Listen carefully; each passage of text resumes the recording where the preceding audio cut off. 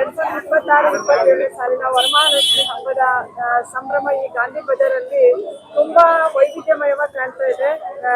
ಭಕ್ತಾದಿಗಳ ಸಂಖ್ಯೆ ಜಾಸ್ತಿ ಇದೆ. ಈ ಸಲ ವರಮಹಾಲಕ್ಷ್ಮಿ ಅದ್ದೂರಿಯಾಗಿ ಆಚರಣೆ ಮಾಡಿದ ಹಾಗೆ ನಮ್ಮ ಭಕ್ತರು ಕಾಣ್ತಾ ಇದ್ದಾರೆ.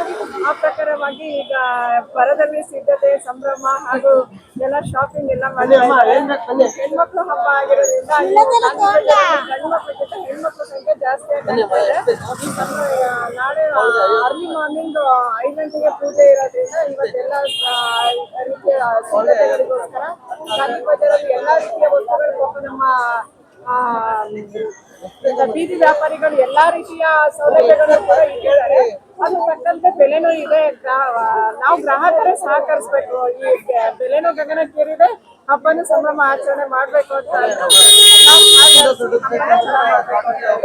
ಈ ಒಂದು ಸಂದರ್ಭದಲ್ಲಿ ನಾನು ಎಲ್ಲಾ